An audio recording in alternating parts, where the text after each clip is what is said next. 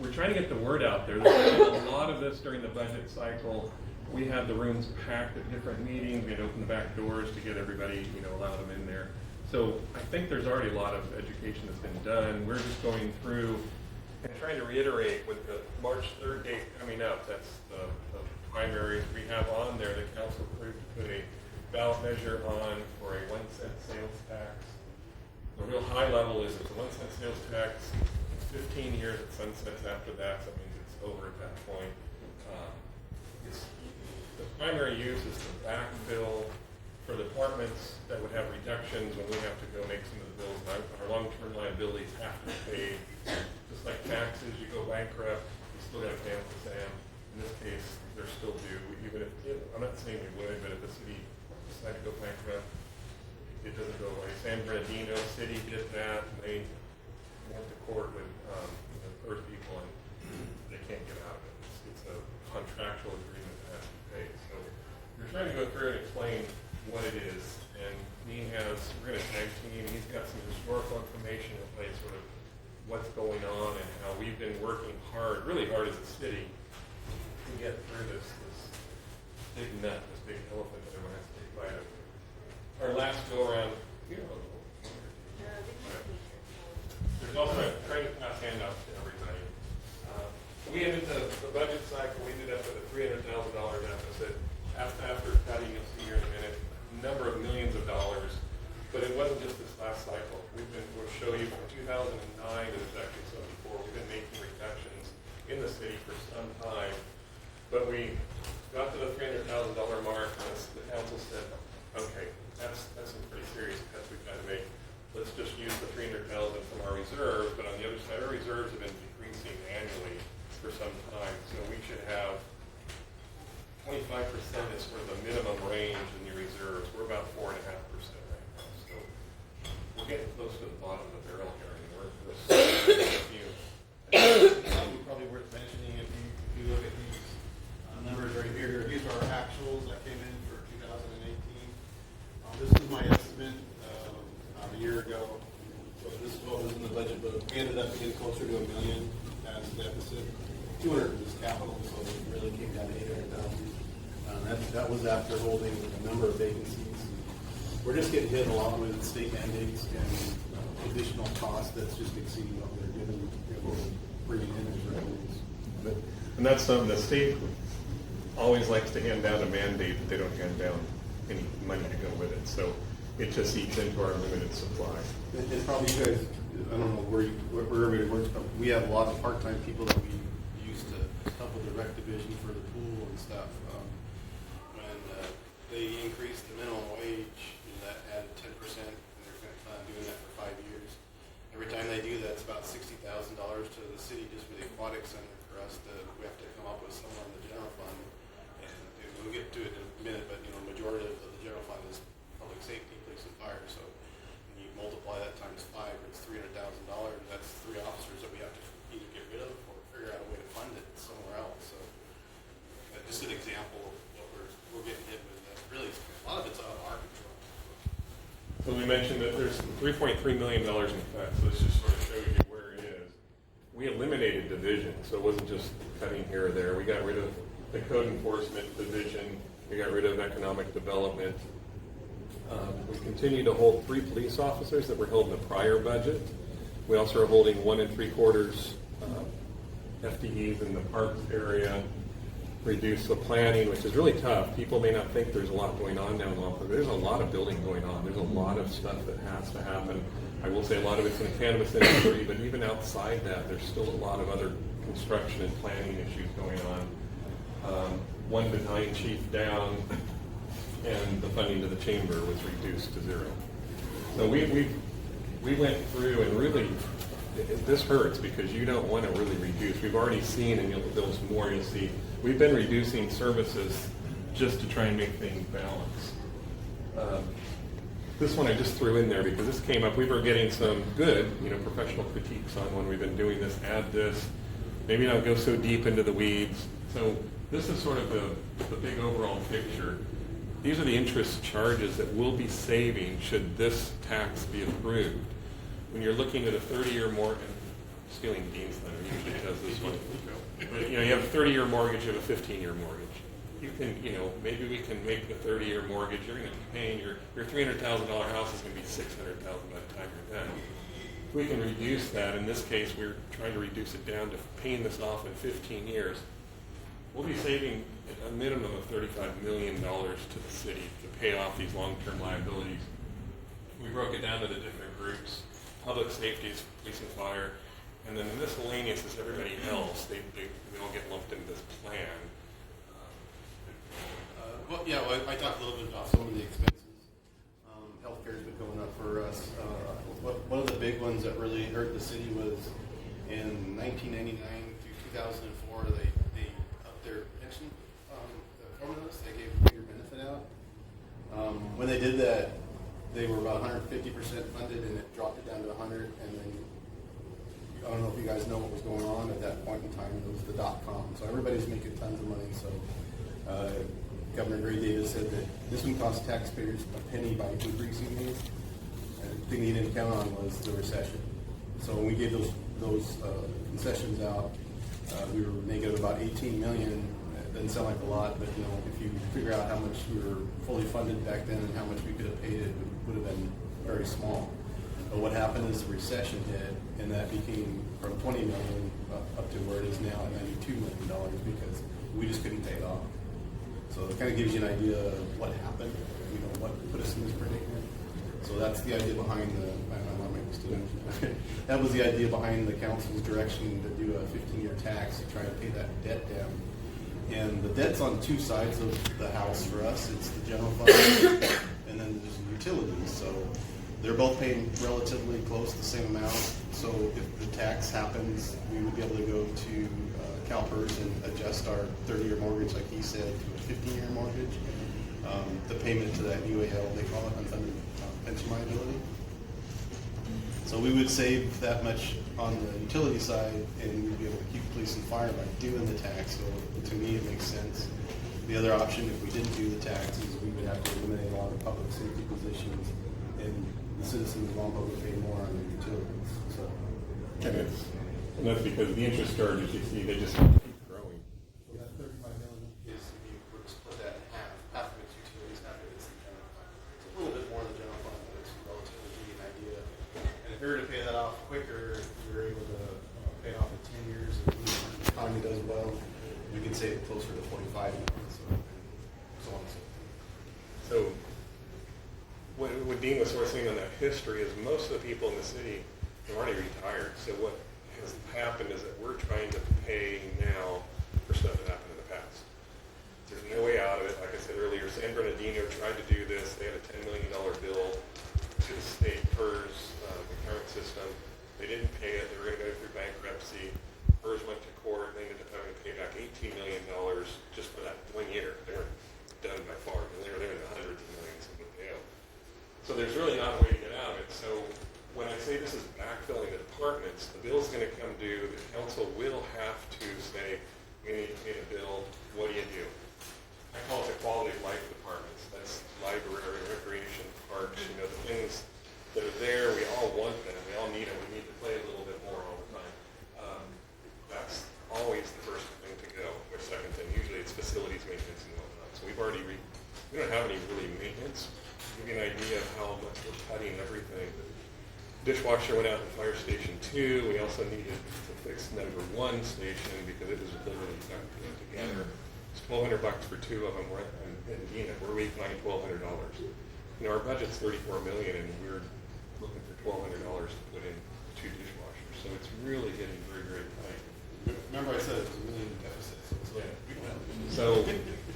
So as we're going through this, in fact, I'm going into the weeds that I said I wouldn't do. I've told people, they come up and go, hey, I got $10,000 as a budget for that line item. And I've been telling them, just like during the recession, no, you really don't have $10,000. If we were at zero, not a deficit, then I could say, yeah, you have $10,000. Right now, I've directed everybody, until we can get back to a zero level, just pretend those don't exist. You got to save all you can to get back to where we are. That first slide shows it's not this year, but the next year we hope to get to it's 14,000. That's a rounding error at a certain point, but we hope to be back at a zero budget, not a surplus, not a negative. What I want to point out is in the backfill, though, is as that bill has to get paid, we have to figure out, okay, where is it going to be reduced? And we go to the council with this. It's not just me sending out a meeting. But if you look at the library, you close the library, it's about $1.2 million is their budget. Only 600,000+ comes from the city. The county also contributes because we have so many people from the county using it. So if you close the library and you have a multi-million-dollar deficit, well, that's only 600,000 that we save. So then you got to go over to recreation, it's about $1.2 million. Then you got to go over to the parks, and by the end of the day, you go, we're still short. So where do you go? Well, the next place and only place is public safety. So, I've been telling people that's not a threat. It's just absolute mathematics on you have a balance that you have to come up to. So this actually backfills those pieces. It's not going to pay for the PERS. It's backfilling to allow us to continue with the quality of life we have right now, and there hopefully is going to be a little bit left over to improve some of the parks. Police cars are way past what they should have been. They should be replaced. Our fire trucks, Dave, we have stuff. Our fire chief, I use this anecdotal. When he was still at the county as a firefighter, he loved the equipment here in Lompoc, and we joke with him. We go, "It's the same fire engine when you were there. What's the problem now?" But it's now 27 years old, far past the life expectancy of any kind of piece of equipment. So that gives you an overview of the savings we can get by paying this down more quickly would be very beneficial to the city. So we have done stuff. 2009, we could go back further, but 2009, because that's as we were sort of coming out of that recession piece. We've reduced, the first city probably in the state, we reduced pension benefits before anyone else was required to do it. So we didn't just keep going until the governor said, you will reduce. We actually took the first steps and made reductions before anyone else told us to, because Dean said he saw it coming, saw the writing on the wall. Yeah. In 2014, I put in basically a projection model in the budget. We kind of knew this was coming. We did the pension reform. Right, no, the pension reform in 2012, and then they enacted PEPRA, which is the Reform Act by the governor, and did in 13. And they made some big cuts. We had 18 people in our parks department that managed the parks. We're down to 4 or 5 on a good day if someone doesn't call it sick. So huge reductions, and if you walk around, you look around, you can see what's been going on there. Now, this is Dean's day. Just like I was saying, this is a model of matter of fact, she was a councilman when I presented this. And it's kind of like I was trying to show everybody what was going to happen, and so far, right on the mark. It's good. You see that yeah. So those are the revenues Yeah. projected going up, and this is your expense, and it's the wrong way. It should be. And you can see the gap between the two. They should equal. Yeah. And then you can see the big line that goes right across. That's our fund balance, projected fund balance.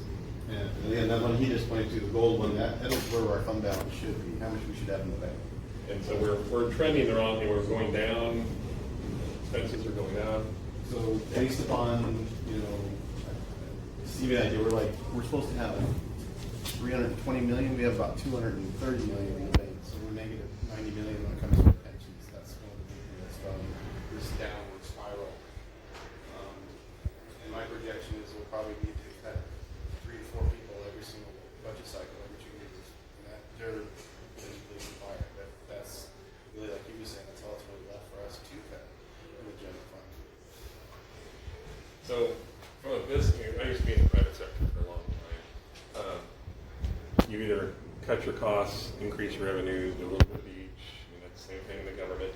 So one of the things that the council did is the cannabis. We have 42 applications that have been submitted. We have 21 that have been approved, and we've given them their license for the city. 5 or 6 dispensaries are open, 1 manufacturing is open, 1 testing lab is open. So there's still a number of them that are in process. They're actually either doing the tenant improvements because some of them are going to be manufacturing. They have high volatile chemicals that are used. They're having to build special interior walls and do much more than just a regular warehouse. We have 42 for a town of 40,000 people. That's quite a bit. Our revenue projections that we gave them originally, we thought were accurate, and it looks like maybe about 130,000, 150,000 more this year. Sounds great, but when you have a $5 million bill coming in it doesn't scratch the surface. But I'm not going to say no to the revenue coming in. But people have asked about the cannabis industry, and yes, it is helping. It's definitely helping, but not like you might see when I went to a conference. San Jose was bringing in $14 million. You wouldn't recognize the town if we had $14 million coming in. It would be a completely different look to the town. But we're slowly getting there, but it's not going to solve the problem we have. I always try to give some good news. The good news is, we've had great sales tax year over year. It's great growth. TOT's been great growth.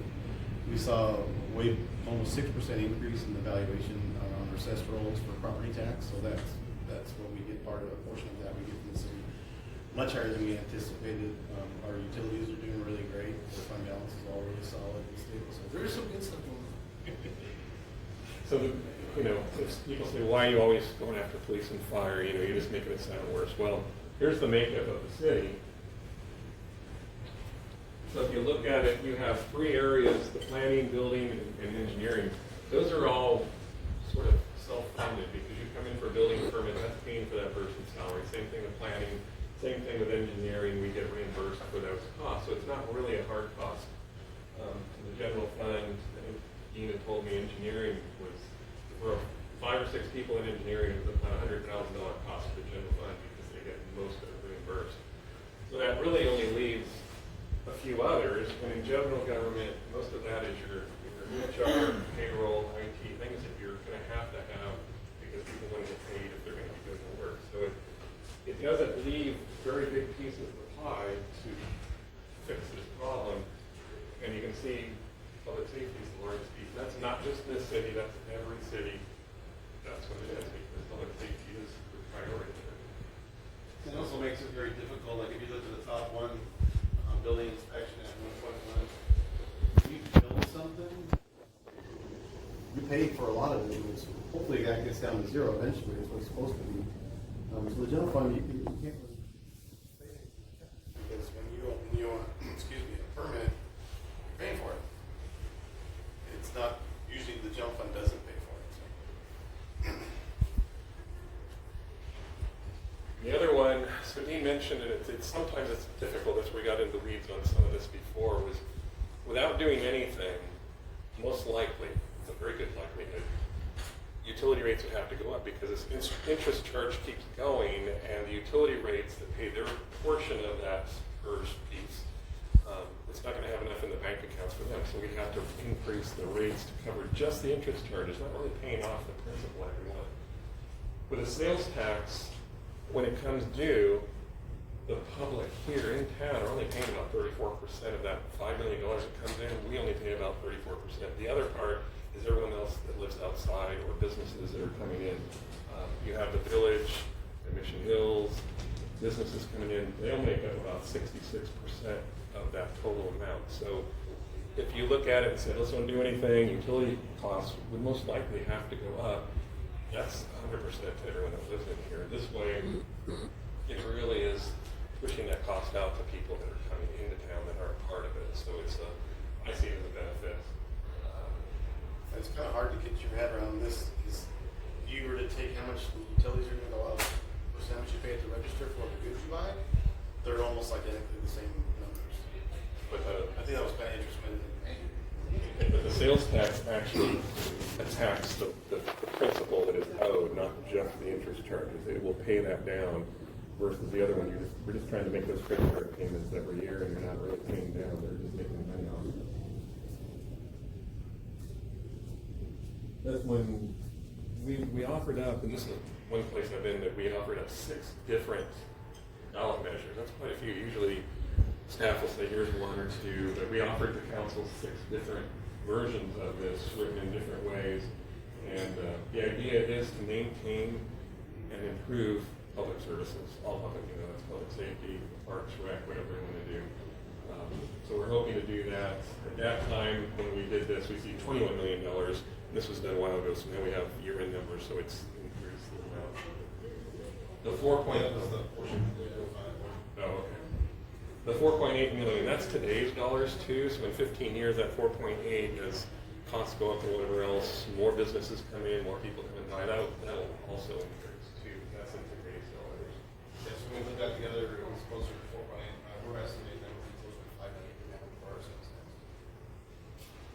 3rd, that's the date. It's the same as the primaries. Won't get into all the details of how we had to go through this to get just on that ballot, but it was tough. The other one, it really depresses me, is there's $39 million today taken out of this economy. Only $5 million that sales tax is paid. $5 million stays in the city. The other portion, the other $34 million, goes to the state. And it's huge. I mean, again, think of how much we could do in 1 year with that much money. It would be incredible. As Dean will point out, Oh yeah, well, one nice thing about this tax is it would go to us, the state, or in our city. It's not going to go to the state. You look at I don't know if anybody follows what's going on in the state. Last year they said they had a $26 billion surplus, and they're projecting they're putting a ton away for a rainy day. But if you think about that, and you think about the number there for how much the state gets, $34 million of that tax increment, that's $3.4 million. They took more than what they needed from us. So to me, this is good, this measure, in the sense that this would stay in our city. so there's no way for the state, federal, or anybody to go in and do that. Last time I'll go into the weeds a little bit more. There's also opportunities for the county, air quality, all the different special districts they have. Those, they can all put ballot measures out there to take that 1 cent. If it happens, it doesn't mean anything can come back to the city. It'll just mean it goes to whatever district or the county. They get to go spend it as they see fit. So in this case, it definitely stays here. Los Angeles County, for example, is putting on another 1 cent sales tax. Our city attorney is also city attorney for San Dimas. They decided as a council to be proactive. They put on their ballot a 1 cent sales tax. Even though they had one before, they were adding another one to it because they didn't want the county to take their money. If they're going to get taxed, they said, keep it here. So they're trying to be proactive and do what they can. So we're not at that rate. 10 1/4 is the most you can do. We're not up to that, but like San Dimas is getting very close to us. They were proactive on making sure the money stayed in the city. Here's our last slide. Some of the things we talked about, it reduces the long-term liabilities. It keeps the public safety at least where it is, if not improving it. And by improving it, it's not just people. Like I said earlier, the equipment needs to be replaced. My first week on the job, and the prior police chief, he goes, you got a quarter? And I said, no. He goes, oh, I got one. He's having to screw with a quarter his radio onto his vest because it's just broken and not working like it should. They need radios, new radios. They need dispatch areas. Some of the facilities. Our police department has not had HVAC heating or cooling for 3 years. Just a week ago when it was really cold, we went over there. Their offices were 58 degrees. And they all had space heaters going. They're blowing fuses, and it's crazy. So Dean actually found a way with the amount of reduction we've had in police personnel, the savings because they're vacant, to find some of that savings to go put in a new HVAC. But it's been 3 years that they've been like that. So it'll help all around, backfilling, and hopefully we'll have some extra capacity, especially as things continue to grow. It'll help us out in the long run. Thank you. Short, sweet.